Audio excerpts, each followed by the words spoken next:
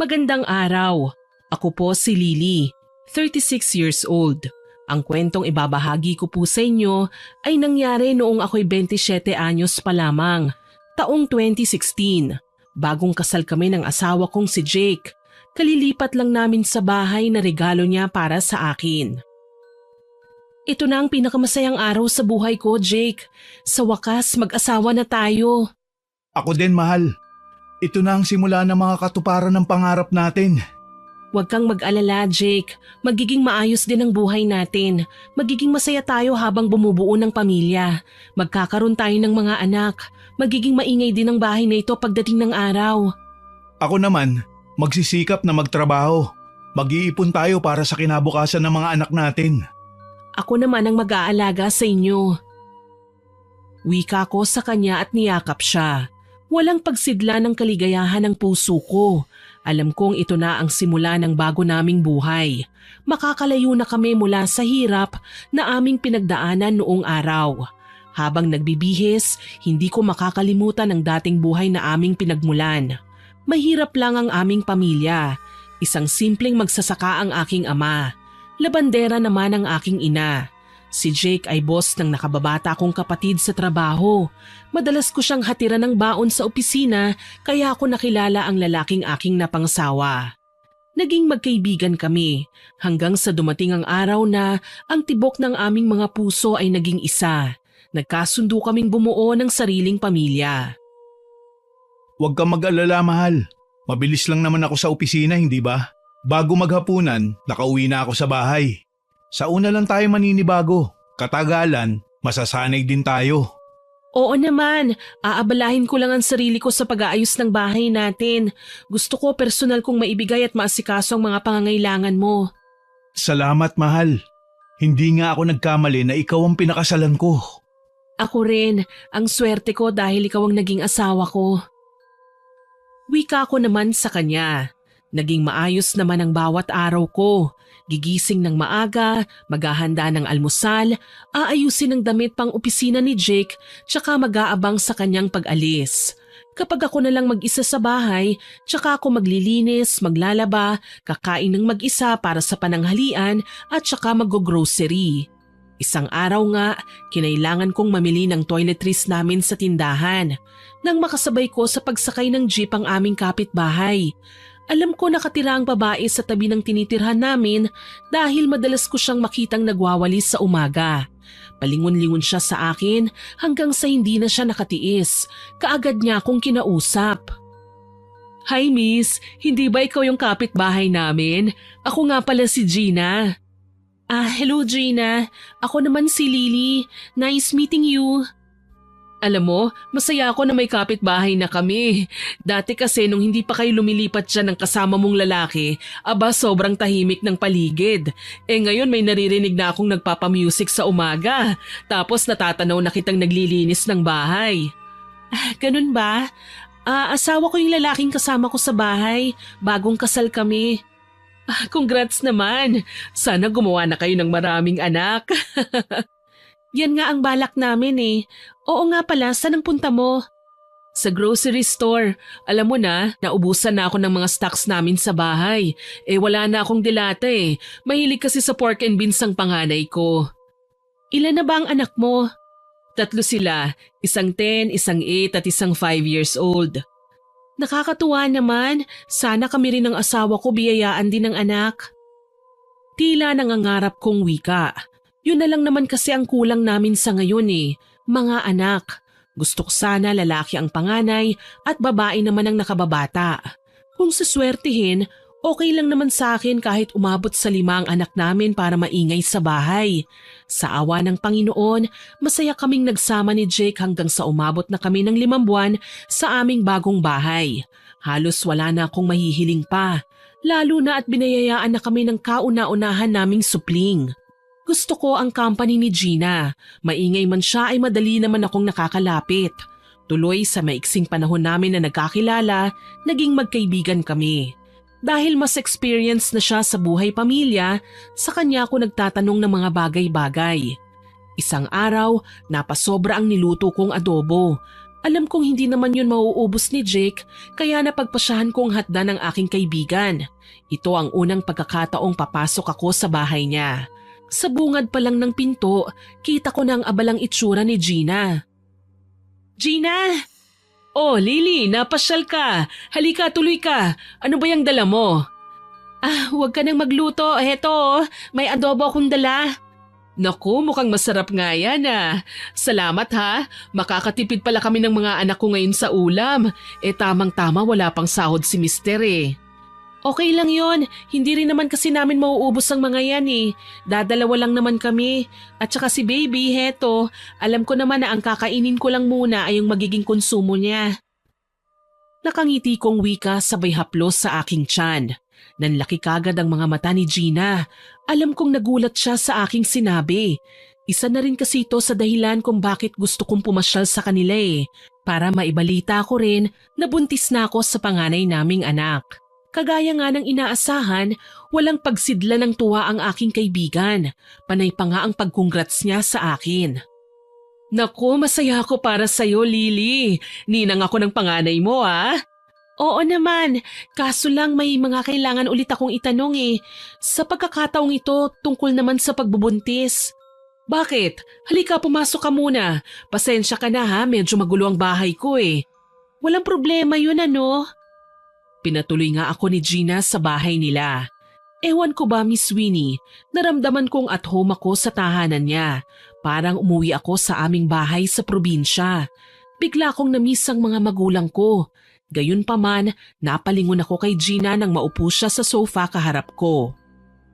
Sabihin mo sa akin ang problema, baka may maitulong ako. Tungkol lang din kasi ito sa pinagbubuntis ko.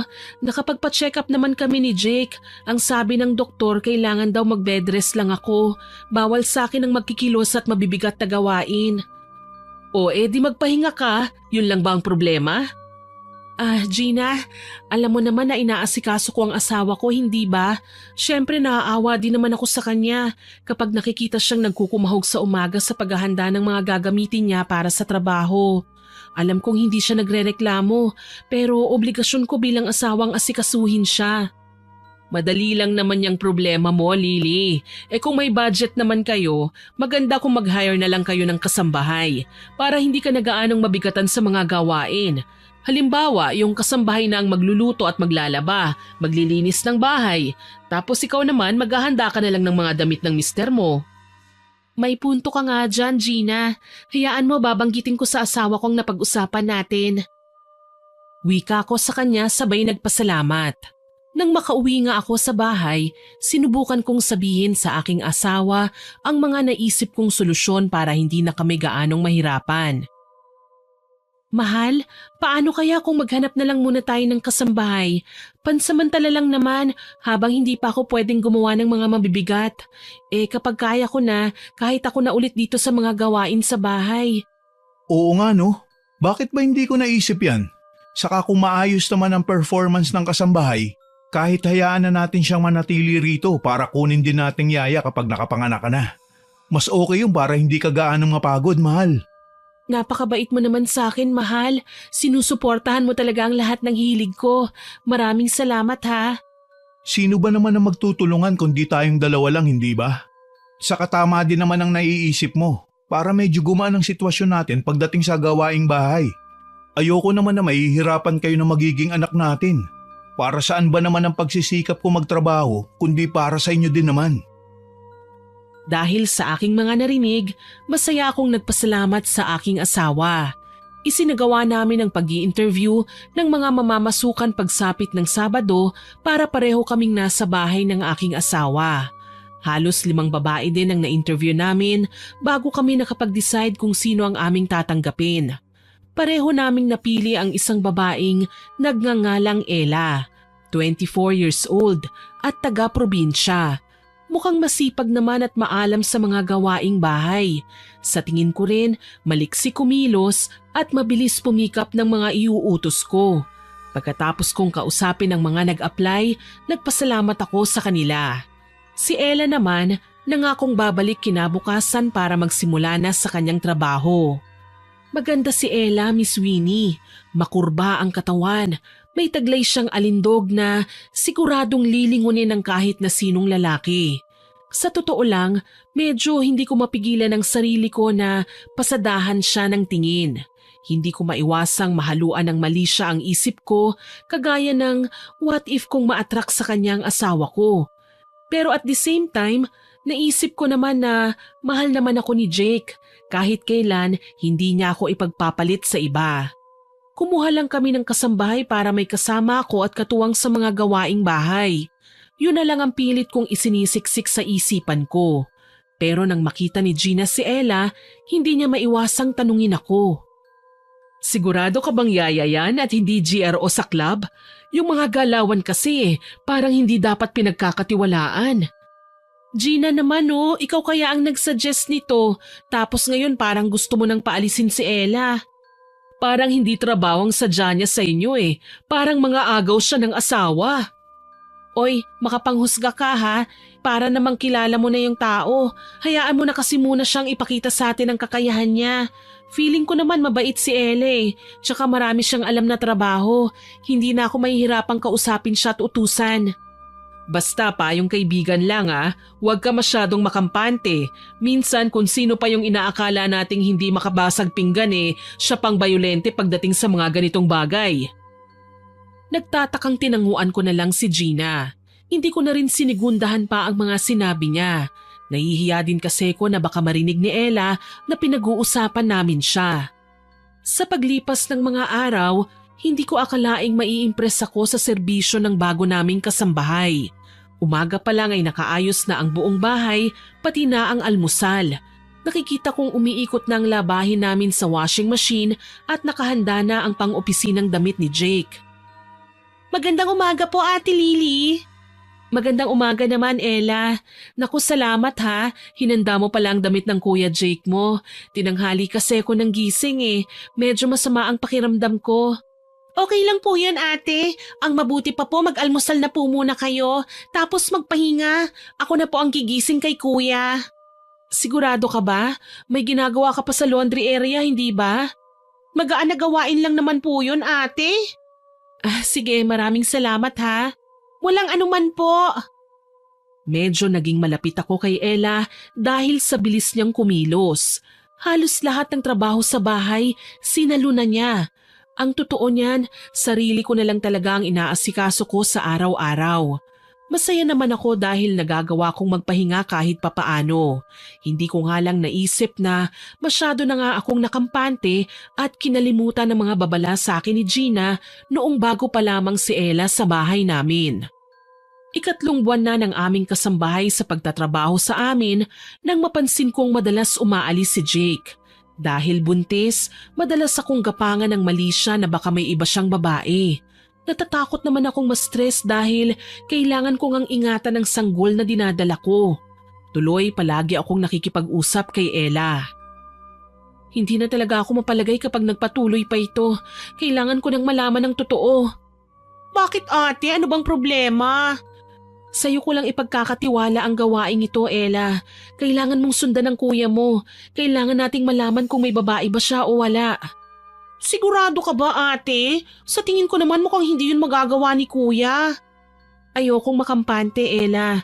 Malakas kasi ang kutob ko Madalas siyang umaalis. Hindi ko na nga nakakasabay sa pagkain Tapos parang nanlalamig na siya sa akin. Hayaan mo, ate. Ako na po ang bahala kay kuya. Babantayan ko siya. At yun nga ang napagkasunduan naming gawin ni Ella. Maaga siyang gumigising sa umaga.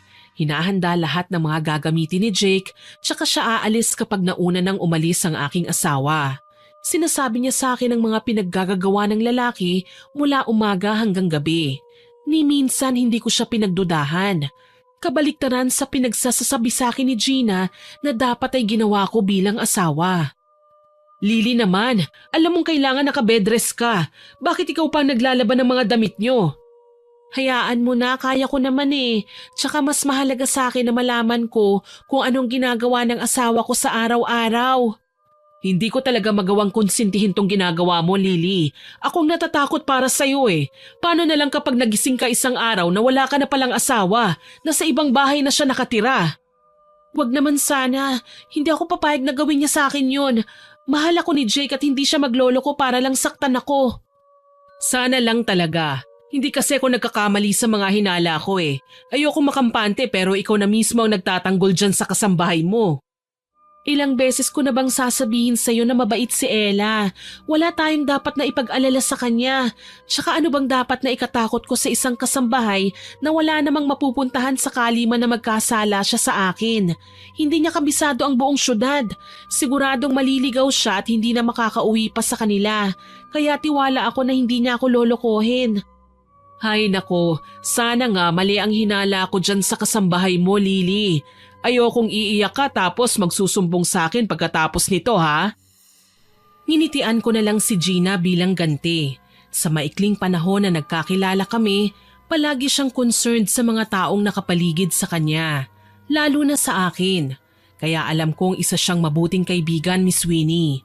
Hindi ko naman magawang sirain ang image ni Ella dahil nakikita kong nagsisikap siya sa kanyang trabaho at nagsisipag naman. Kaya naisip ko, magiging okay din ang lahat. Nababalik din sa nakagawian namin ng mga bagay-bagay. Isang hapon, 5:00 na nakauwi ng bahay si Ella. Mukhang pagod. Bago pa man siya nakapasok sa kwarto niya para magbihis, kaagad ko siyang tinawag. Masuyo kong hinaplos ang may kalakihan ko ng tiyan. Ilang buwan na lang malapit na akong manganak. Ella, kamusta ang pagsunod mo sa kuya mo? May nakita ka ba?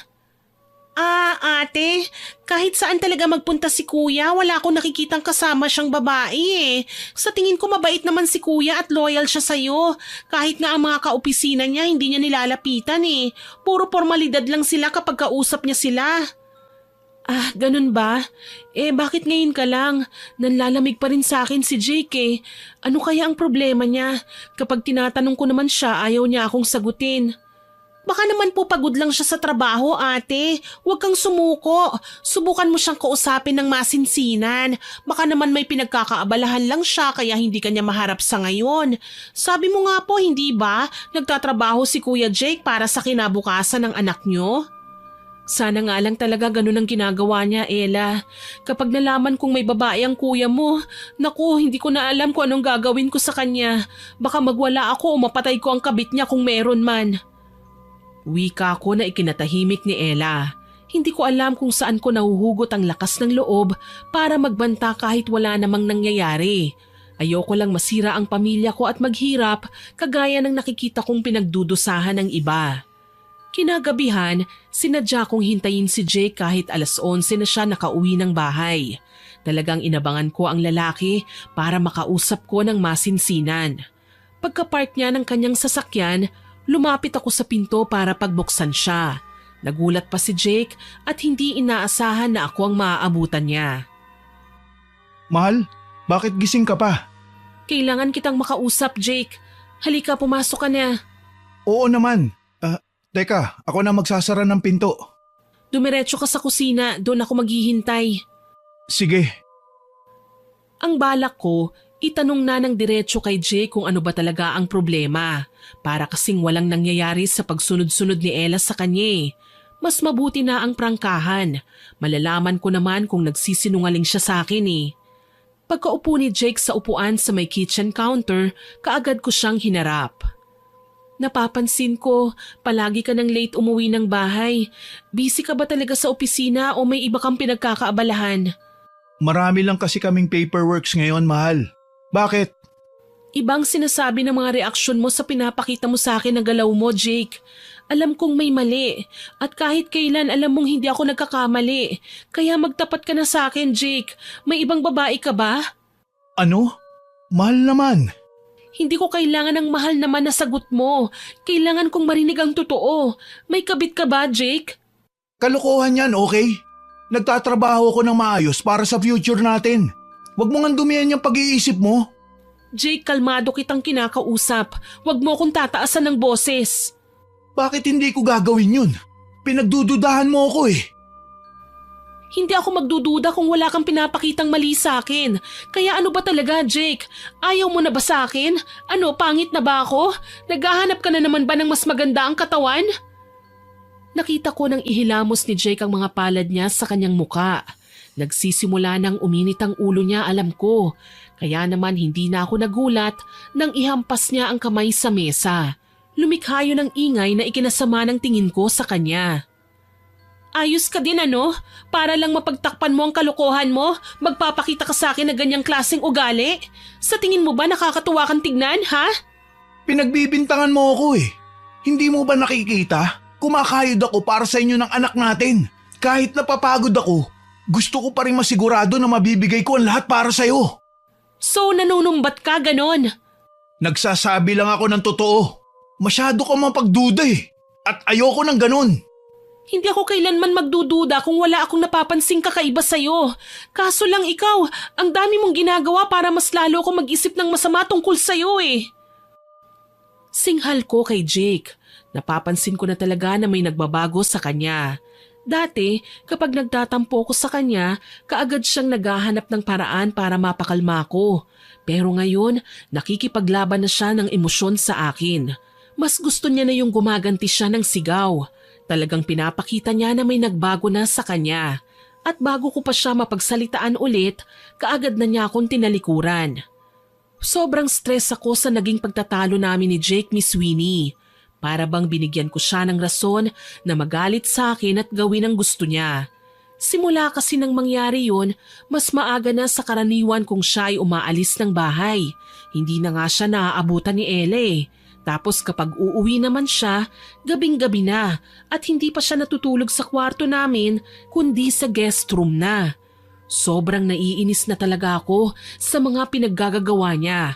Kaya naman isang araw, ako na mismo ang nagpasya na sundan siya. Sakay ako ng taxi ng umagang yon. Alam kong masyado pang maaga para umalis pero kailangan kong masundan si Jake. Maya-maya, nagring naman ang sarili kong telepono kaya kinuha ko yun sa aking bag at sinagot. Hello? Ate, nasan ka? Nagising ako ng maaga pero hindi ko po akalaing mas maaga kang magigising sa akin. Umalis ako, Ella. Bukas pa ako uuwi. Kailangan kong dalawin ang mga magulang ko. Ikaw na muna ang bahala sa mga iuutos ng kuya mo, ha? Ganun po ba? Sige po, ako na po muna ang bahala. Susundan ko pa rin po ba si kuya sa trabaho ngayon? Hayaan mo na muna, Ella. Wala kasing maiiwan sa bahay kapag umalis ka rin eh. Okay po ate, ako na po munang bahala sa bahay. Sige, tumawag ka na lang kapag may problema ha. Puputulin ko na tong pag-uusap natin. Sige po ate. Hindi nakaligtas sa aking pandinig na parang masaya si Ella nang malaman niyang bukas pa ako uuwi. Ang pagkakamali lang ng dalaga, hinayaan niya talaga akong putulin ang tawag na hindi ko naman ginawa. Marahil nilapag lang niya ang cellphone kung saan kaya malinaw kong narinig ang usapan nila ng aking asawa na mas nakapagpakaba sa aking dibdib.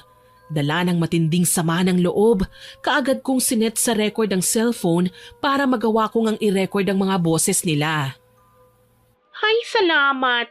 Hindi ako mapapagod ngayong araw. Bukas pa babalik ang asawa mo, Jake. Ganun ba? Saan daw siya pupunta? Dadalaw daw sa biyenan mo. Ibig sabihin, malaya tayo ngayong araw. Gagawin natin ang lahat ng gusto nating gawin. Mabuti naman kung ganun. Nakakasawa din naman kung sa hotel na lang tayo palagi nagkikita eh. Gastos din yun eh. Yung ibabayad mo sa hotel, idagdag mo na lang muna sa allowance ko ha, babe? Basta ba, hindi ka mapapagod ngayon. Ay, ano ka ba, Jake? Ibaba mo nga ako. Nakikiliti ako eh. Halos uminit ang pisngi ko, abot hanggang sa tenga. Daig ko pa ang lasing sa labis na pamumula. Napansin ako ng taxi driver at tinanong kung ayos lang ako. Walang sabi-sabing dumukot ako ng pera sa aking pitaka at ibinigay sa lalaki. Nagpasalamat na lang din ako sa abala at nagmamadaling bumaba. Tinumbok ko ang bahay nila Gina. Takang-taka tuloy ang babae kung bakit napakaaga kong bumisita sa bahay niya. Lily, ang aga pa. Anong ginagawa mo rito? Gina, pwede ba kitang makausap? Oo naman, halika, pasok ka. Hindi pa man ako nakakaupo sa sofa, napaiyak na ako. Hindi ko na nagawa pang pigilan ng sarili ko nang ikwento ko kay Gina ang mga narinig ko kanina sa cellphone. Mukhang tama ang hinala mo, Gina. Hindi ako dapat na nagtiwala kay Ella. Taksil siya. Sila ni Jake. Teka, ano ba kasi ang nangyayari? Pakinggan mo ang na-record ko. Diyos ko, totoo ba ito? Sina Jake at Ella? Mga hayop sila? Sinasabi ko na nga ba hindi talaga gagawa ng mabuti ang kasambahay nyo. Ipinagtanggol ko siya sa'yo, akala ko mabuti siyang tao, na mapagkakatiwalaan ko siya. Pero hindi ko akalain na siya palang sisira sa pagtitiwala kong yun. Anong balak mo ngayon? Hindi naman pwedeng hayaan mo na lang sila na maglandian habang nasa mahirap kang sitwasyon. Kung sa akin lang nangyari yan, naku malamang kinalbo ko na ang kabit niya. Malakas ang kutob ko na may ginagawang milagro ang mga taksil. Kailangan ko lang silang mahuli sa akto, Gina. Huwag kang mag-alala, Lily. Kaibigan mo ko. Tutulungan kita. Gagawin ko ang lahat, maalalayan ka lang sa lahat ng pinagdaraanan mo. Maraming salamat, Gina. Malaking bagay ito para sa akin. Mangyak-ngiyak kong tugon sa kanya. Lumipas ang mga oras na hindi ako iniwan ni Gina. Binigyan niya ako ng mga ideya sa kung ano ang dapat naming gawin. Hanggang sa makaisip siya ng paraan na alam kong nakakahiya at malaking iskandalo pero para na rin daw hindi ako gaanong masaktan oras na magkagulo kapag nangyari na ang komprontasyon. Nagpatawag siya ng mga tanod. Nagdrama kami na mukhang may nakapasok sa loob ng bahay dahil wala ang asawa ko at ang kasambahay. Na natatakot akong pumasok sa pag-aakalang baka maging peligroso sa akin sakali man na may balak na masama ang kung sino. Kaya naman sinamahan ako ng halos 5 tanod at tumawag pa ng pulis ang isa sa kanila. Walang ingay kaming pumasok sa bahay. Kinilabutan ako nang makarinig kami ng mga ungol. Hinawakan naman ni Gina ng mahigpit ang kamay ko. Pilit niya akong pinakakalma. Umaasa siya na magiging tahimik ako sa anuman ang matutuklasan ko. Ipinagpasalamat ko na rin na hindi siya nagpakita ng awa sa akin dahil baka maging dahilan pa yun ng wala sa oras kong panganganak. Maingat kaming tumuloy sa bawat silid hanggang sa ang master's bedroom na lang ang hindi pa namin napapasok. Bahagya na yung nakaawang kaya walang babalang tinulak ko ang pinto. Halos mapasinghap ang lahat, lalo na ang aking mga kasama. Nang makita namin ang nakahigang si Jake sa kama, hubot-hubad habang pagiling-giling naman sa ibabaw niya si Ella na wala rin ni kapirasong saplot sa kanyang katawan. Nakaramdam ako ng silakbo ng galit. Ikinuyong ko ang aking mga kamay at nilapitan ng 2 walangya na patuloy pa rin sa ginagawa. Ni hindi nila kami napansin dahil sa sarap na kanilang tinatamasa. Walang paalam na hinila ko ang buhok ng haliparot kong kasambahay. Mga hayop kayo! Mga taksil! Mahal!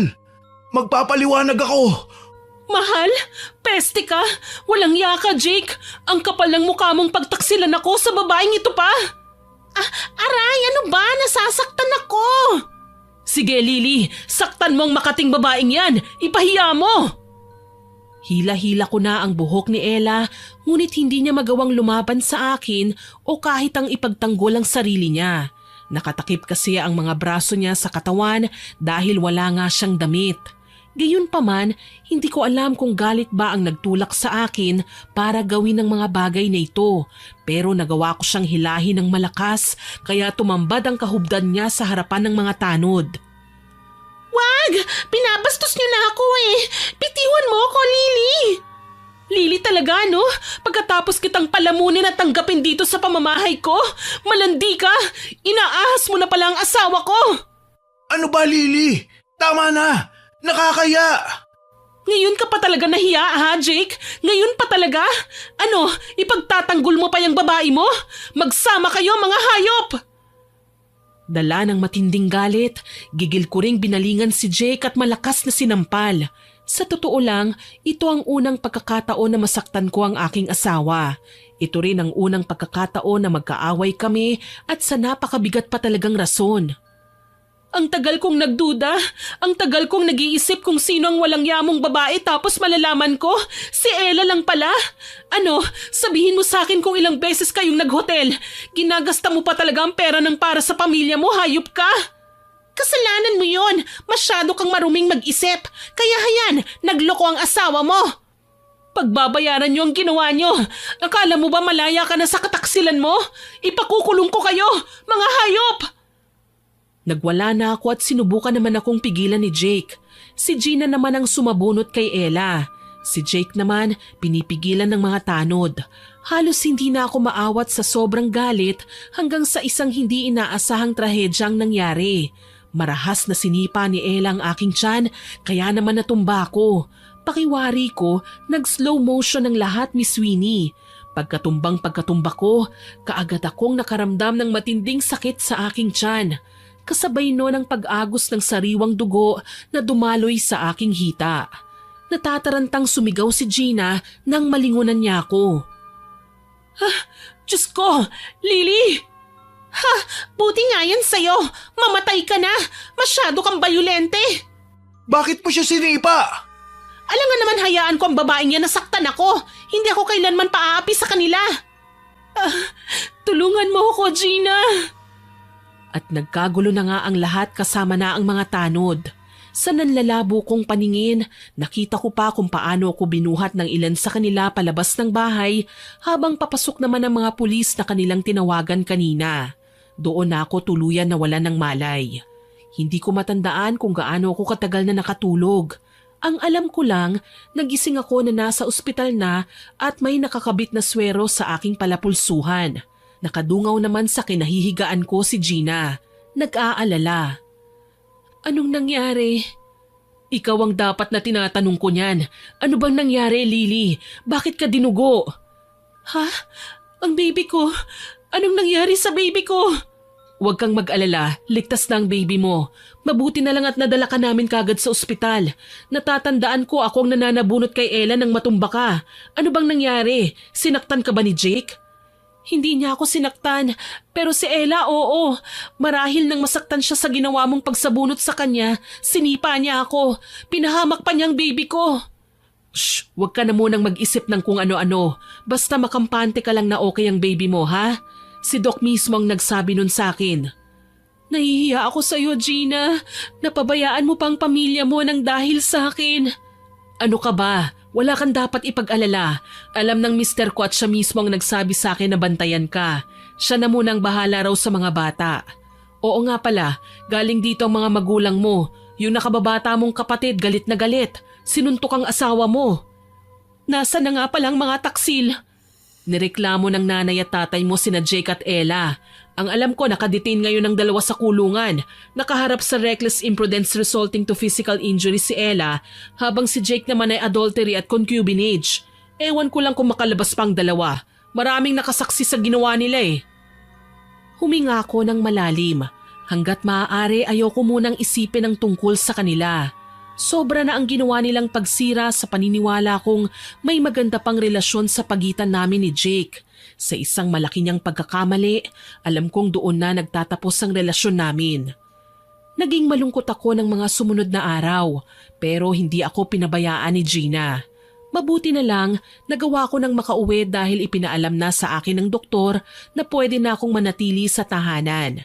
Sa katunayan, madalas niya akong samahan sa bahay. Ayos ka lang ba, Lily? Oo naman. Maraming salamat nga pala sa lahat ng tulong mo, ha, Gina. Tatanawin ko itong malaking utang na loob, tsaka malaki na ang nagawa kong abala sa'yo.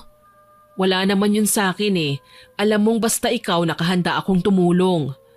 Huwag mo sanang mamasamain ah, pero kaya ko na talaga, Gina. Ayoko naman na pabayaan mo ang pamilya mo para sa akin.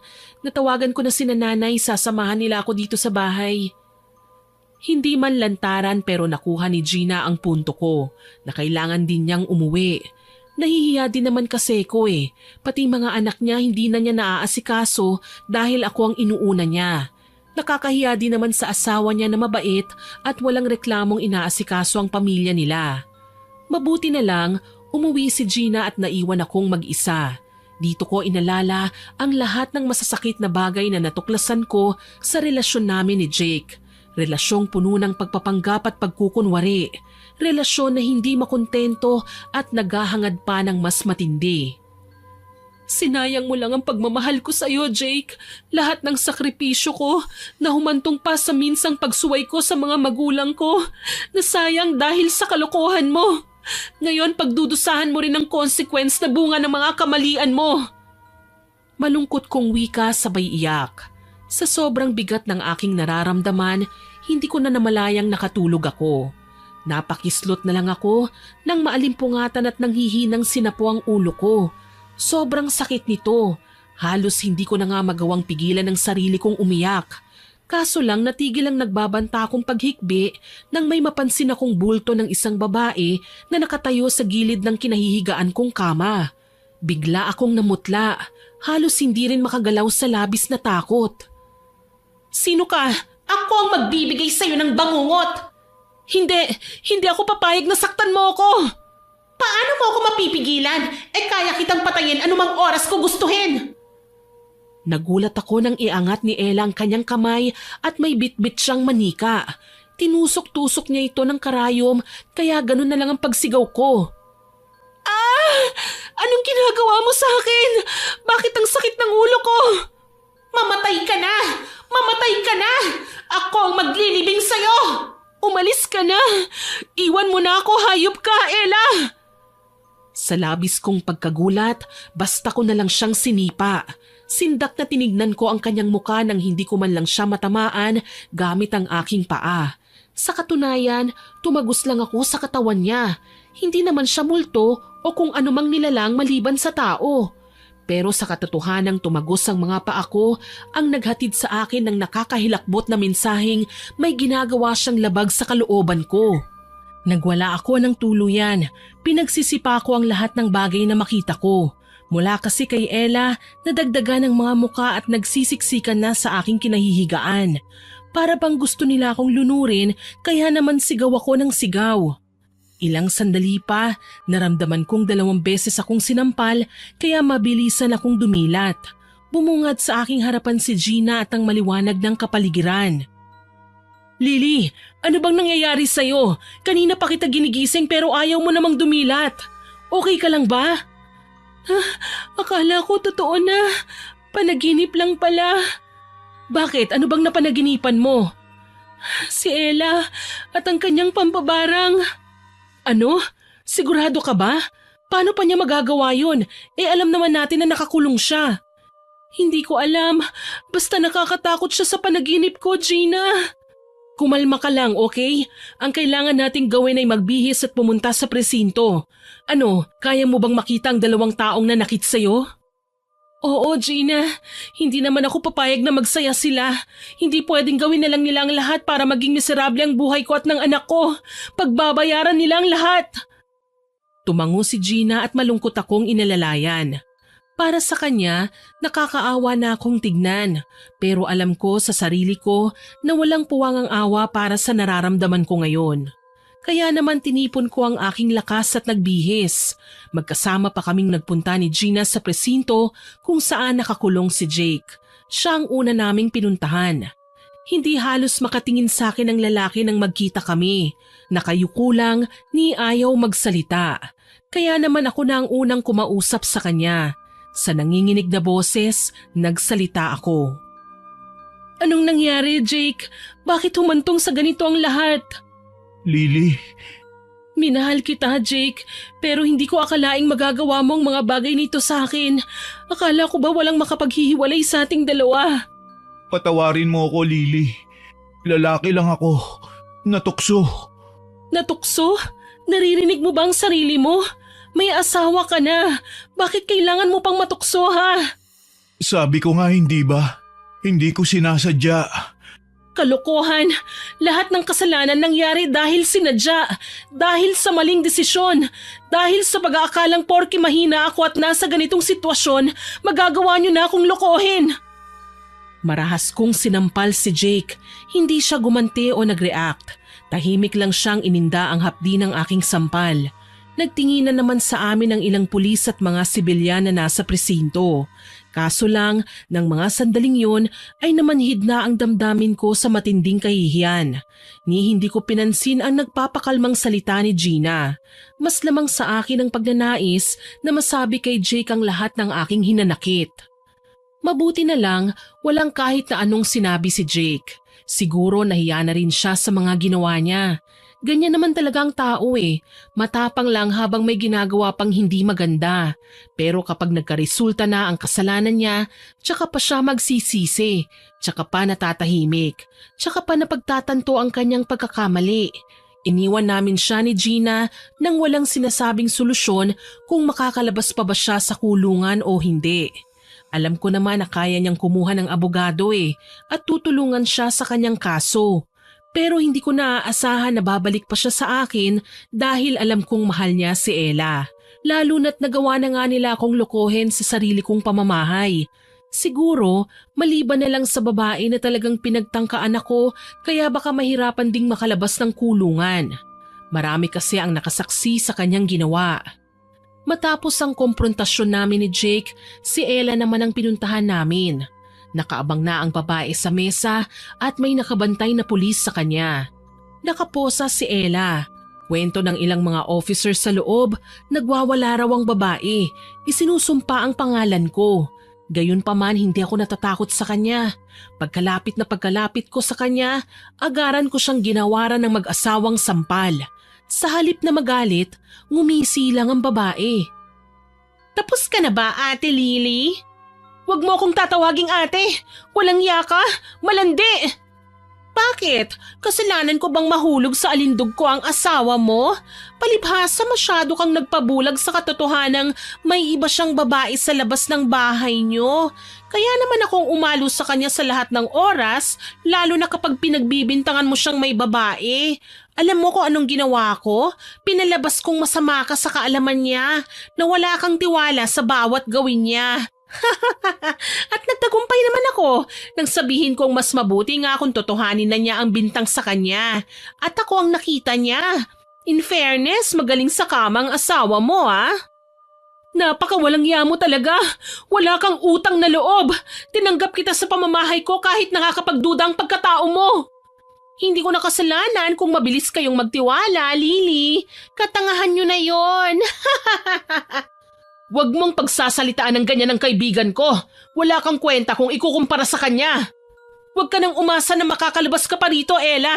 Sisiguraduhin ko na mabubulok ka sa bilangguan. Hindi ako natatakot dito, Lily. Sanay ako sa bilangguan.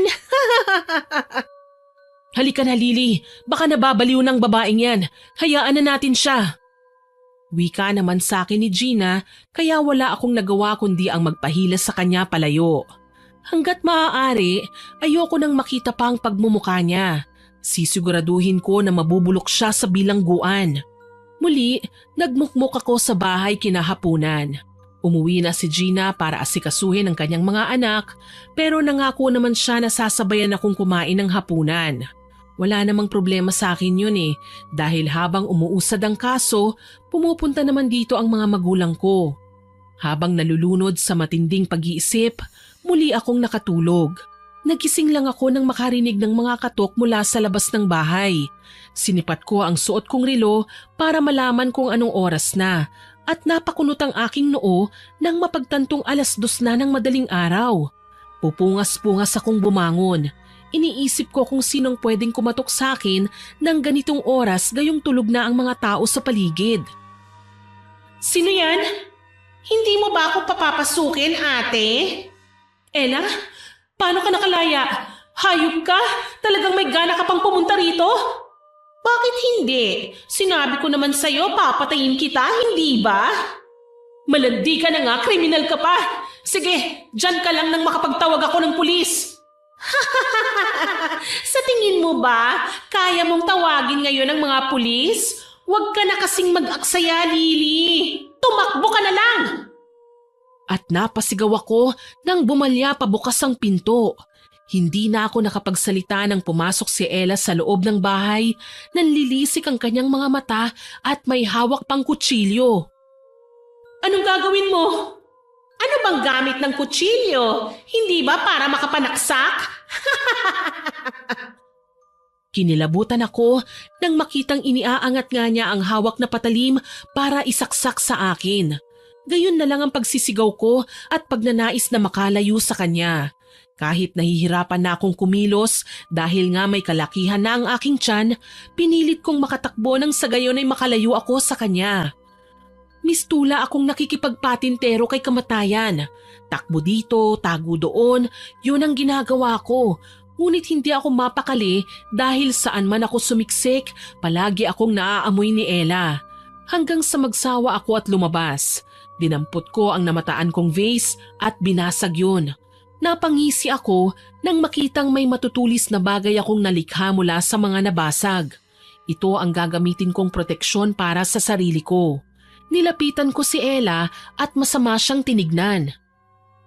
Bakit ako magtatago? Ipamamahay ko ito. Oo nga naman, bakit nga ba? Mamamatay ka rin naman eh. Hindi ka na makakapagtago sa akin. Sa tingin mo ba papayag din ako masaktan mo? Hindi ka magtatagumpay. Kahit kailan hindi mananalo ang kabit sa legal na asawa. Malutong na halakhak lang ang iginawad niya sa akin. Kasabay ng pag-umang ulit ng hawak niyang patalim. Sumigaw ako at sinalubong ang kanyang saksak. Pero nagulat ako nang tumagos lang ang kanyang kutsilyo sa katawan ko. Ni hindi man lang ako nasugatan. Nang ako naman ang humirit, gulat na gulat ako nang matamaan siya ng aking saksak. Kitang-kita ko kung paano bumaon ang basag na vase sa kanyang tiyan at sumirit ang masaganang dugo. Paanong hindi niya ako natamaan habang siya naman ay nagagawa kong masugatan. Sa labis kong takot, napaatras ako at hindi na nakahuma nang mapansin kong tila nahuhulog na ako sa isang butas. Sa sobrang lalim nun, hindi ko na namalayang basta na lang akong napadilat. Hinihingal akong bumangon habang nakaabang sa akin ang mga magulang ko kasama si Gina at ang isang hindi nakikilalang lalaki. Sa tansya ko, may katandaan na at mukhang kakaibang kanyang porma. May mga suot siyang kwintas at pulseras, nakakaiba rin ang mga hugis. Anong nangyari? Binabangungot ka, Lily. Ang problema, ikalawang araw mo na ngayong tulog. Tama ang kaibigan mo, Iha. Ako nga pala si Mang Karding, isang albularyo. Albularyo? Ano pong kailangan nyo? Bakit kayo nandito? Sinama ako ng mga magulang mo para matignan ka, Iha. Kakaiba daw kasi ang nangyayari sa'yo tuwing tulog ka. At tama nga sila. May nakahihindik na bangungot ang gumagambala sa'yo. Bangungot na nagtatagal ng halos 2 hanggang 3 araw. Buti nga at nagising ka ngayon. Ako si Mang Karding. Kung ganun panaginip ko lang yung nangyari, yung habulan namin ni Ella hindi totoo? Hindi ko masasabing hindi yun totoo, Iha. Dahil ang balak ng bumarang sa'yo ay patayin ka. At bago ka pumanaw ay maghirap ng husto at magdusa. Barang? Sino naman ang gagawa sa akin nun, Mang Karding? Lily, bago ka pa namin nakausap ngayon, nagsagawa na si Mang Karding ng pagtatawas at natuklasan namin na si Ella ang may kagagawa nito na gusto kanyang gantihan kaya paulit-ulit siyang dumadalaw sa panaginip mo. Ito ang simpleng ginagawa niya para mawala ka ng walang nagdududa. Talagang halanga ang kaluluwa ng Ella na yan. Gagawin niyang lahat, masira lang ang buhay ko. Huwag kang mag-alala, Lily. Hindi naman natin hahayaan si Ella na masaktan ka. Sa totoo lang, sobra akong nagtaka kung saan ba nakuha ni Ella ang kakayahan niyang mambarang. Hindi naman siya ganun dati. Mabait siya at lalong wala naman akong napapansing kakaiba sa kanya. Hindi ko tuloy maiwasang kilabutan. Bumangon ako at tinungo ang kwarto na ipinagamit ko sa kanya. Nang mangyari kasi ang komprontasyon, hindi na niya nagawa pang kunin ang mga gamit niya. Pagka-ospital na pagka-ospital ko, kaagad silang dinala sa kulungan. Anong gagawin mo sa mga gamit ng babaeng yun, Lily? May kailangan lang akong patunayan, Gina. Kailangan kong maghanap ng ebidensya. Tungkol ba yan sa ginawang pambabarang ni Ella? Oo, malakas ang kutob ko na may iniwan siyang gamit dito. Kailangan kong makita ang mga yun. Sa tingin mo ba talaga may ginagawa siyang hindi maganda? Yun ang sinabi ni Mang Karding, hindi ba? Kaya kailangan nating magpakasiguro. Hindi naman ako papayag na basta na lang siyang magtagumpay sa kalokohang pinaggagawa niya o sa paniniwala niyang kababalaghan dahil buhay pa ako at kailangan kong mabuhay para sa anak ko. Hindi Diyos si Ella para pakialaman niya ang lahat ng gusto kong mangyari sa buhay ko. Tama ka naman, sa laki nga ng atraso niya sa'yo, pati siguro pagsunog ng mga gamit niya ay kulang pa bilang kabayaran. Huwag kang mag-alala, gagawin ko naman ang lahat eh. Mabulok lang siya sa bilangguan, hindi na siya makakalabas pa. Wika ko sa aking kaibigan. Hinalungkat nga namin ang mga gamit niya hanggang sa may matagpuan nga akong bagay na nakatago sa kahon. May itim na mga kandila at libro. May mga nakasulat na orasyong hindi ko maintindihan kung ano ang ibig sabihin. Ang alam ko lang, ito ang ebidensya ko mula sa mga pinaggagawa niya. Binuklat pa ni Gina ang may kakapalang itim na libro at nakita ang isang larawan namin ni Jake na nakapangkasal.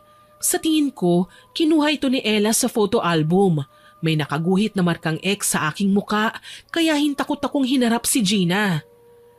Sinasabi ko na nga ba may pagkademonyo ang kabit ng makating higad na yan. Tulungan mo ko, Gina. Sunugin natin ang lahat ng gamit ng malanding babaeng yon. Mabuti pa nga, siguro naman mapapaso din siya kasi nga mambabarang siya, di ba? Siguradong kapag naglalagablab na sa apoy ang mga gamit niya, hindi na siya mapapalagay. Dasal ko nga ay sana matupad yun, Gina. Sa dami ng atraso niya sa akin, kulang pa ang buhay niya bilang kabayaran. Malungkot kong pahayag, sabay haplos sa maumbok kong tiyan. Tila ba naramdaman din ni baby ang ginawa ko dahil bahagya siyang sumipa. Medyo nasaktan ako pero alam kong parte yun ang pagnanais niyang makiramay sa sakit na nararamdaman ko. Dinala nga namin sa labas ng bahay ang mga gamit. Malutong pa nga na napamura si Mang Karding nang makita ang mga nasabing kagamitan. Tunay ngang isang mambabarang ang babaeng kanina lang ay isinailalim ko sa pagtatawas. Dapat lang nasunugin ang mga gamit niya para mapilayan ang kakayahan niyang mambarang. Oras na mabawasan na ang mga bagay na nagbibigay sa kanya ng kapangyarihan, hihina na ang puwersa niya. Baka nga, hindi ka na niya magagawang saktan sa iyong panaginip. Sana nga po, Mang Karding. Ayoko nang maulit ang ganito na 2 araw na pala akong tulog at hindi man lang nagigising. Hayop na Ella yan. Talagang babalikan ko siya at ipatitikim sa kanyang lagim na ginawa niya. Nakasuporta lang ako sa'yo at sa lahat ng gusto mong gawin, Lily. Magkaibigan tayo. Maliban pa doon ay nakababatang kapatid ng turing ko sa'yo, kaya hindi kita pababayaan. Maraming salamat, Gina, ha? Malaking-malaki na ang utang na loob ko sa'yo. Kahit kailan hindi ko makakalimutan ang mga bagay na ginawa mo para sa akin. Wala yon, Lily. Ganito din ang sinapit ng nanay ko noon kaya sumisikip din talaga ang dibdib ko kapag may nakikitang babaeng niloloko ng mga asawa nila.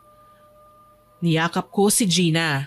Kahit mabigat ang aking pakiramdam, kahit papaano'y alam kong hindi ako nag-iisa, na may mga tao pa rin nakahandang suportahan ako sa bawat pagsubok na darating sa buhay ko. Muli namang ipinakita ni Gina kay Mang Karding ang iba pa sa mga kakaibang kagamitan ni Ella. Maliban sa itim na kandila, may kakaibang mga likido pa siyang nakatago kasamang isang kulay rosas ding kandila. Sinindihan na yon at may nakasulat na pangalan ni Ella kung saan nakadikit ang pangalan ni Jake. Mas lalo akong kinilabutan. Ano pong ibig sabihin nito, Mang Karding?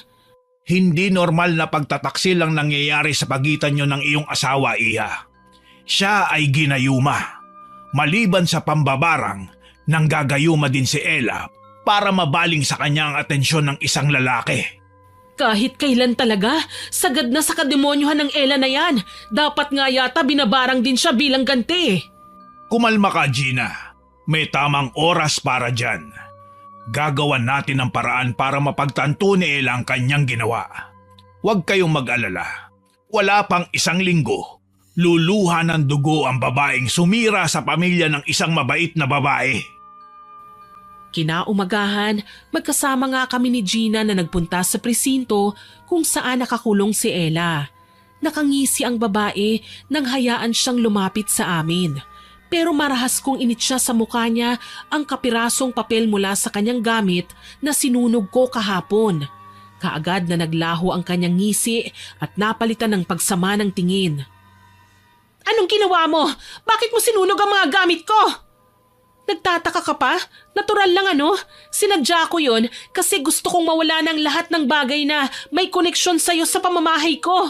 Huwag kang mag-alala, wala naman akong tinire. Lahat yon ay sinunog ko. Walang iya ka? Dahil sa ginawa mo, sisiguraduhin kong mas lalo kang magdurusa. Gawin mo, alam ko naman na Diyos lang bahala sa'yo. Gigil na gigil kong sigaw. Hindi pa nakontento si Gina at hinablot niya ang buhok ni Ella. Hindi makapanlaban ang babae dahil nakaposa siya. Ilan naman sa mga pulis ay hinahayaan lang si Gina marahil dahil naaawa sila sa sitwasyon ko. Karamihan kasi sa personnel na nagbabantay sa presintong kinaroroonan ni Ella ay mga babae. Pasalamat ka, buntis ang kaibigan ko, kaya hindi kanya magawang labanan ng pisikal. Pero akong subukan mo, babae. Pati ang kalandian mo malulusaw kapag ako ang kalaban mo. Walang iya ka? Ibinigay na nga sa'yo ang buhay na kahit kailan hindi mo natikman, tapos gagawin mo pa sa kanyang bagay na ito? Ang sakit nga lang isipin na siguro sa mga panahong inuutusan ko siyang bantayan ng asawa ko, ay ang oras na inaahas na niya si Jake at sinisira na niya ang pamilya ko. Sinayang mo lang ang pagtitiwala ko sa'yo, Ella. Masahol ka pa sa makamandag na ahas. Anong magagawa ko? Marupok naman talaga yung asawa mo. Hindi ka nga niya magawang protektahan Kasi mas gusto niyang saktan ka. Kasi pangit ka na, malaki pang tiyan mo. Hindi siya handang maging tatay lalo na kung kagaya mong makitid ang utak ang makakasama niya habang buhay. Dala ng galit dahil sa masasakit na salitang sinabi niya sa akin, nagdilim ang paningin ko. Umikas ang kamay ko at malakas siyang sinuntok na tumama mismo sa kanyang muka. Nagdugo ang ilong ni Ella kasabay nang nawalan siya ng malay. Dito na kami inawat ng mga babaeng pulis. Iiling-iling pa ang isa sa kanila, sabay sabing buting araw kay Ella nang matikman naman niya ang sakit ng ginawa niya. Inaalo naman akong inilabas ni Gina sa presinto. Nang mga sandaling yon, hindi ko na mapigilang umiyak. Tumahan lang ako nang may makita akong lalaking papalapit sa amin. Pamilyar na lalaking nagpasikdo sa puso ko. Alam kong sinaktan ka niya, Lily, pero bibigyan ko kayo ng oras para makapag-usap. Kailangan mo ding pakinggan ang side niya, lalo na ngayong alam na nating ginayuma lang siya. Sobrang pagtatampo at sama ng loob ko sa kanya. Hindi ko alam kung magagawa ko bang pakinggan ang mga sasabihin niya. Huwag kang mag-alala, narito lang ako sa malapit sakaling may gawin siyang hindi maganda. Napanatag naman ako kahit papaano. Hinayaan kong lumapit si Jake. Luhaan na ang kanyang mga mata, para siyang naguguluhan. Ilang araw pa lang ang lumipas pero nakikita ko na ang pangangayayat ng lalaki. Halatang wala siyang tulog at hindi naging maayos ang kanyang kalagayan. Anong ginagawa mo rito? May gana ka pa talagang lapitan ako pagkatapos ng lahat ng ginawa mo? Mahal, patawarin mo ko. Hindi ko alam kung ano ang nangyari. Hindi ko kontrolado ang katawan at pag-iisip ko ng mga sandaling yun. Nagigising na lang ako, nakatabi ko na si Ella. Pareho kaming walang saplot. Pinagbabantaan niya ako na oras na itaboy ko siya, malalaman mo ang ginawa ko sa kanya. Pero wala talaga akong ginawa Iyan lang ang tanging maipapangako ko sa'yo. Tapat ako sa pagmamahala nating dalawa. Kung ganun, bakit hinayaan mo? Nasaktan ako, pati na ang anak natin, Jake. Mas pinili mong magloko kesa ayusin ang gusot sa pagitan natin. Ilang beses mo na akong iniiwasan. Nagtangka akong kausapin ka pero nanlamig ka. Alam ko, pero nagawa ko lang naman yun kasi natatakot ako Ayokong husgahan mo ako kaagad. Dahil ako mismo, naguguluhan din ako para sa sarili ko. Hindi ko alam kung paano ipapaliwanag. Nasira tayo dahil sa babaeng yon, Jake. Mas pinili mo siya. Ipinakita niyo pa talaga sa maraming tao ang mga kalokohan niyo. Akala mo ba madali para sa akin ang bagay na yon? Yumuko sa aking harapan si Jake. Umiiyak. Tila ba ipinapakita niya ang lahat ng klaseng pagsisisi na kaya niyang ipakita sa akin. Malaman ko lang na hindi niya rin gusto ang mga nangyari. Alam ko naman na may ginawa si Ella kaya pilit kong kinuha ang atensyon ni Jake. Magpatawas ka kay Mang Karding para malaman ko na nagsasabi ka talaga ng totoo. Nakahanda akong gawin ang lahat. Mapatunayan ko lang sa'yo na malinis ang konsensya ko. Na kung nagawa ko man ang mga bagay na yun, ay dahil wala ako sa sarili ko nung mga sandaling yun. Mabuti kung ganon. At kung mapatunayan ko man ang katotohanan sa mga sinabi ko, sana hayaan mo akong bumalik sa buhay mo, Lily. Kailangan ko kayo ng anak ko. Kayo ang buhay ko. Kayo lang at wala ng iba. Dahil sa pakiusap sa akin ni Jake, pumayag ako. Magkasama na nga kaming umuwi noon sa bahay pero hindi siya nakaligtas sa galit at pag-uusig sa kanya ng mga magulang ko. Lalo na ng kapatid ko na pinagkatiwala ako sa kanya. Nagpakumbaba naman si Jake at tinanggap ang lahat ng masasakit nilang salita. Ni hindi ako nakialam. Alam kong mahal na mahal lang ako ng aking mga magulang kaya nila nasabi ang mga bagay na yun. Matapos ang munti nilang argumento, ipinakilala ko kay Jake si Mang Karding, ang albularyo. Ipinaliwanag naman ng matanda ang mga bagay na kaya niyang gawin kaya tanging tangulang ang isinagot ni Jake. Nang isagawa nga ang pagtatawas, napatunayan namin na wala ngang kasalanan si Jake. Nagsimula ang lahat sa simpleng panghihipnotismo hanggang sa hindi na nga mapigilan ni Jake na kumprontahin si Ella. Sa halip na matakot, si Jake pa ang kanyang binantaan. Walang nagawa ang lalaki kundi ang pumayag sa gusto ni Ella. Pero sa tuwing humahantong sila sa kama, ginagamitan na ni Ella ng mahika si Jake para mapasunod siya. Tuloy, hindi napigilan ni Gina ang magkomento ng masama. Sagad nga talagang kasamaan ng Ella na yon, ano? Nanggagayuman ng lalaki para lang sa kalandian niya? Ginagawa niya yon dahil akala niya walang makakapigil sa kanya. Nagkamali nga lang si Ella ng hinala. Hindi niya akalaing may pagala-gala pang albularyo na kagaya ko dito sa lugar ninyo. Ano po bang dapat naming gawin? Ibabalik natin kay Ella ang lahat ng ginawa niya sa inyo. Tama si Mang Karding. Kailangan din niyang magdusa, ah. Pinagmasdan ko si Mang Karding na nagsasagawa ng ritual. Hindi ko maintindihan ang pinagsasasabi niya pero taimtim akong sumusunod sa ginagawa niya. Parang dinadasalan niya si Ella. Sa lingwaheng Latin nga lang. Pagkatapos ay nagsindi siya ulit ng kandilang puti. Ipinatak niya ang tunaw na parting yon sa plangganang may tubig at asin. Habang isinasagawa naman ang ritual na yon, nakaabang lang kami ni Gina. Pareho kaming kinakabahan. Nasa kalagitnaan na sila ng ginagawang orasyon nang mawala ng malay si Jake. Namutla ang lalaki at nangisay. Sobra naman akong nag-alala kaya inalalayan namin ang lalaki. Mang Karding, ano pong nangyayari sa kanya? Hindi lang gayuma ang nakabaon sa pagkatao ni Jake, Iha. Mukhang may ginawang ikalawang ritual si Ella na siguradong ikawawasak ng puso mo. Bakit po? Nakikita ko sa pinagtawasan ng binaong barang sa katawan ng asawa mo. Susunod itong e-epekto, oras na makita ni Ella na wala ng patutunguhan ng gayuma at pang-aakit niya sa asawa mo.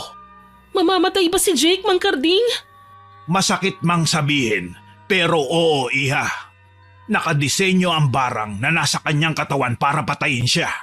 Pero kung pagkakatiwalaan niyo ko at kung magdarasal kayo sa Panginoon, hihilingin niyo sa kanya ang kaligtasan ni Jake, pwede siyang gumaling. Dahil sa mga nalaman ay napaiyak ako. Lumalabas na ako pa ang may kasalanan kung bakit nagkagano ng asawa ko. Ako naman talaga ang punot dulo ng lahat ng ito eh. Kung hindi ko siya pinilit na magkaroon kami ng kasambahay, baka masaya pa kaming nagsasama ngayon na hindi nagkaroon ng lamat ang aming relasyon. Ako ang dapat sisihin. Ako ang may kasalanan. Napayakap naman sa akin si Gina. Inalo niya ako at sinabing magiging okay din ang lahat.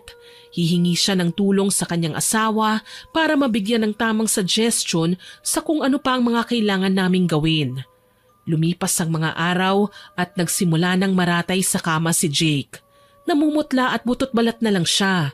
Naglaho na ang kanyang taglay na kakisigan. Gayunpaman, hindi ko siya pinabayaan, Miss Winnie. Inalagaan ko ang aking asawa at ginampanan ko ang obligasyon ko sa kanya. Hindi ko nga lang maiwasang malungkot. Habang tumatagal kasi, mas lalo siyang nanghihina. Nawawala na kami ng pag-asa na gumaling pa siya. Lily, makakasama sa baby mo ang pag-iyak. Pakiusap, kalamayin mo ang loob mo. Hindi rin magugustuhan ng mga magulang mo, lalo na ni Jake na makita kang ganyan. Naawa ako sa asawa ko, Gina. Oo, at ginusto kong gumanti sa kanila dahil sa labis na galit. Pero hindi sa ganitong paraan. Hindi sa nakakahindik na paraan. Alam kong nalulungkot ka sa ngayon, pero sana isipin mo na may sanggol sa sinapupunan mo. Maapektuhan din siya, Lily. Kaya kumalma ka, please lang. Kailangan nating mag-isip ng paraan kung paano matutulungan ang asawa mo. Salamat, Gina. Hindi ko makakalimutan ang araw na ito. Ang araw na halos lahat ng meron ka binigay mo na sa akin. Maging malakas lang at matatag ako. Sino ba naman ang magtutulungan kundi tayong dalawa lang? At syempre ang pamilya mo. Alam kong suportado ka nila. Tsaka magtiwala tayo sa Panginoon. Alam ko tutulungan niya tayo. Makalipas ang ilang araw, nataranta ko nang makitang nagsusuka na ng puro nana si Jake. Dinala din namin siya sa doktor pero ang sabi, may rare disease daw na dumapo sa asawa ko kung saan nagnanaknak na ang mga internal organs niya kaya napaiyak ako. Kahit ilang injections pa at gamot ang laklakin niya, alam kong wala na yung magagawa pa. Humahantong paminsan na nagsusuka na siya ng dugo. Kaya naman dala ng matindi kong hinagpis, nag-isip ako ng paraan para kahit papaano ay gumaan naman ang kanyang nararamdaman. Nagtungo ako sa kulungan kung nasaan si Ella. Hindi na nga nakalabas pa ang bruha. Matapang ko siyang hinarap at dinuro-duro. Hindi ka lang pala malandi, mambabarang at manggagayuma ka pa. Dahil sa kakatihan mo, nagawa mo pang saktan ng asawa ko. Yun lang ba? Deserve niya yun. Alam mo ba kung bakit? Kasi ilang beses ko nang kinukuha ang atensyon niya, pero nakatuon pa rin siya sa'yo. Kaya ngayon magdusang manhid mong asawa. Hayop ka! Ikaw ang mabubulok sa bilangguan! Gigil kong wika at sinabunutan si Ella. Napasigaw ang babae sa sakit ng ingudgud ko siya sa mesa. Sa totoo lang, mistula kaming nasa telenovela, yung tipong sobrang bayolente na sa isa't isa at ayaw paawat sa pagnanais na makaganti. Pero inawat din naman kami ng mga pulis. Sa susunod na linggo ay haharap kami sa husgado. Sisiguraduhin ko na mabubulok ang malanding babaeng yon at hindi na makakalaya pa. Nang umuwi ako sa bahay, inasikaso ko si Jake. Mabuti na lang maayos at mapagkakatiwalaan ang kasambahay na inireto sa akin ni Gina. Kung dati pa sana niya ito ginawa, marahil hindi na kami magagambala pa ng demonyong Ella na yon. Dala ang inihanda kong merienda, nilapitan ko ang aking asawa. Kumusta ka? Heto, gusto nang mamahinga. Wag naman ganun. Sa susunod na buwan manganganak na ako. Hindi ka ba masaya na makikita mo ng bunga ng pagmamahalan natin? Hindi mo naman kailangan magpanggap sa harapan ko, Lily. Alam kong kahit hindi ko kontrolado mga pangyayari noon, nabawasan ang pagmamahal mo sa akin. Baka nga, wala ka ng tiwala. Hindi mo naman ako masisisi, hindi ba? Nakabaon sa puso ko ang pagtatampo. Hindi ko nga alam kung magagawa ko pa bang magtiwala ulit eh. Pasensya na. Pero sana, wag mong lunurin ang sarili mo sa kalungkutan. Palagi mong tatandaan, mahal na mahal kita at nakahanda akong isakripisyo ang lahat para sa'yo. Dahil sa sinabi ni Jake, napaiyak ako. Tinamaan ako ng mga katagang binitiwan niya. Ang sakit lang kasi hindi mawaglit sa diwa ko ang ginawa niyang pagtataksil. Umaasa na lang ako na kapag gumaling siya, makakabawi na rin ako at tanggap ko na ang katotohanang nabawasan ng pagmamahal ko sa kanya. Kaya naman nang muling dumating si Mang Karding para sa isa pang gamutan na kailangan niyang gawin kay Jake, nagdasal ako. Umaasa ako na gagaling na muna ang lalaki bago kami tuluyang maghiwalay. Nakapagdesisyon na ako magkakanya-kanya na lang kami. Alam kong masakit yon para kay Jake pero ayoko nang hawakan pang isang relasyong nagkalamat na at mahirap nang ayusin. Hindi naman ako pinabayaan ng mga magulang ko at ni Gina. Ano man ang desisyon mo ay irerespeto ko, Lily. Pero sayang lang kung hindi na kayo magkakasundo pa ni Jake. Ganun naman talaga, hindi ba? Tsaka hayaan mo na. Magsisikap na lang ako para sa anak ko, Gina. Alam ko naman na may ama man siya o wala, lalaki siyang maayos at mapagmahal sa kapwa. Paano kapag namatay ang asawa mo? Tingin ko pa naman nasa sitwasyon na siya ngayon na hirap na hirap na. Hindi ko alam. Naguguluhan ako. Siguro iaasa ko na lang sa Panginoon ang lahat. Malungkot kong sambit sa aking kaibigan. Isinagawa naman ni Mang Karding ang panggagamot. Tinaboy niya ang barang sa pamamagitan ng rebuelta. Makailang beses din niyang inusal ang Latin ng mga katagang yun. Kaso lang, napasigaw ako nang magsuka ng kulay putik si Jake. Kasunod noon ay ang paglaylay ng kanyang leeg. Kita ko pa nang basta na lang nabasa ang kinahihigaan niyang kama. Ni hindi nga namin alam saan nanggaling ang tubig at basta na lang lumabas sa kanyang kinahihigaan. Jake! Jake! Hindi ko na siya nabawi, Iya. Masyado nang mahigpit ang pagkakatali ni Ella sa barang na binigay niya kay Jake. Maski siya, hindi na ito kayang tanggalin sa pagkakabuhol. Patawad. Lily, wala na si Jake, Gina. Pinili niyang mamatay para sa amin ng anak ko. Nakukonsensya ako. Wala ka namang kasalanan eh. Nagmahal ka lang at nasaktan. Normal lang natanggihan mo ang pakikipagbalikan dahil may iniinda ka pang ibang sitwasyon. Kasalanan ko ito. Hinayaan kong patayin siya ni Ella. Sigaw ko. Wala namang nagawa si Gina kundi ang aluin na lamang ako. Nalulungkot din siya sa sinapit ng dapat sana ay masaya at maayos na pamilya ko. Nalulungkot man, nagpakatatag ako at binigyan ng maayos na libing ang aking asawa. Marami ang nalungkot sa kanyang sinapit. Gayunpaman, alam kong saan man siya naroon ay wala ng pagdurusa. Ilang araw mula sa pagkamatay ni Jake, nabalitaan ko naman na nagbikti sa kulungan si Ella. Mukhang hindi kinaya ng kanyang konsensya at kinitil na lang ang sariling buhay. Pinaliwanag sa amin ni Mang Karding na nakonsensya raw ang babae kaya pinili na rin niyang magpakamatay. Nakakalungkot man dahil hindi na niya mapagbayaran ng kanyang kasalanan pero at least nakaramdam ako ng kaginhawahan. Alam kong wala nang mananakit sa'yo. Dahil patay na ang mambabarang, mawawala na din naman ng bisa ang kung anumang karamdaman na sinubukan niyang ilagay sa katawan ng balak niyang mabarang. Sana nga Mang Karding, para kung may ginawa man siya kay Jake, at least magagantihan siya ng sariling karma. Napayuko na lamang ako habang naririnig ang pinag-uusapan nila. Alam kong kahit kailan, manahimik man ako, hindi na maibabalik ang dating ganda ng buhay ko. Nagpapasalamat na lang ako dahil hindi naman ako tuluyang pinabayaan ni Jake. Siguro nakita na niya ang trahedyang ito noon pa man dahil nagulat na lang ako sa biglaang pagdating ng abogado niya para basahin ang kanyang last will and testament. Sa ngayon malaki na po ang anak namin ni Jake, Miss Winnie. Nasa 9 years old na po siya. Hindi na rin po ako nag-asawa. Para sa akin tama na po ang minsang natikman ko ang saya sa pagkakaroon ng buong pamilya. Inabala ko na lang po ang aking sarili sa pag-aayos ng aming buhay ng aking anak. Hanggang dito na lamang po. More power po sa inyong channel at God bless. Sana po ay nagustuhan niyo ang aking ibinahaging kwento. Pero bago ko po tapusin ito, hindi ito makukumpleto nang walang shoutout sa masusugid nating listeners. Shoutout po kay Maribel Balabag from Apayao, kay Connie Soto, kay Marilu Jamal from Kuwait, kay Merly Amistad from Dubai, kay Yasi Pangilina na nag-comment sa Sakim na Chuhin upload.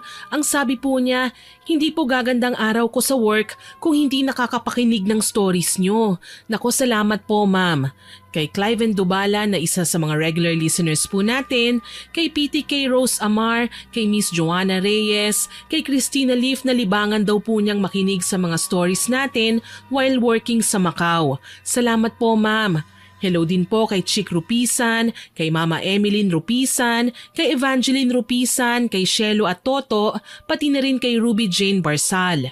Shoutout din po kay Ma'am Del Kabusbusan, kay Bernadette Liantejero, kay Lotlot Soberano at sa mga anak niya na sina Joanna Marie, Erica, Jessa at sa dalawa niyang apo na sina Kelly at Savsav. Hello po sa inyo dyan. Hello din po kay Kim Bara, kay Melody Soriano na nalilibang daw po habang nananahi. Shoutout din po kina Lucy, Glyza Gonzalez, Emma Ambalate, kay Grace Adel. Hello po sa inyo dyan. Shoutout din po kay Ernesto Abaw from Calapan, kay Sir Kimpoy Feliciano na nasa Hanoi, sana all sir. Ingat po kayo dyan. Kay Agnes Padlan, kay Adrian, Sean, Sam and Sebastian, kay AD Mako na listening daw po from Hong Kong, kay G. Penascosas at kina Rocky Manuge at Michelle Manuge from Pampanga, kay Myra Anquilo, kay Julian Bachicha na first na nakinig sa last upload po natin from Samar. Salamat po ma'am sa pakikinig. At hello din po kay Aisha Bernadette Anunuevo, Adela Asilo from Jerusalem, kay Jessamay Chavez at sa asawa niyang si Ben Mark Repuelo. Hello din po kay Brian Babatido, Elma Policarpio from Mandaluyong, kay Lexi from Alaska at kay Monet Soto from Kuwait. Salamat po sa inyong lahat na nag-comment at nakinig. Abangan niyo po sana ang mga susunod ko pang upload. Huwag din po ninyong kalimutang mag-subscribe, like, share and comment sa story natin. At para rin po updated kayo kung may bago tayong upload, pindutin niyo lang po ang notification bell para mabilis po ninyong malaman. At isa pa nga po pala, hihingin ko rin po ang tulong nyo na i-report ang mga channel na nagnanakaw ng videos natin. Isa lang po ang Miss Winnie channel ha, at ito po yon. Kaya salamat po sa pagbabantay, sa pagsasabi sa akin at sa suporta. Muli ako po si Miss Winnie na nagpapasalamat sa inyong pakikinig.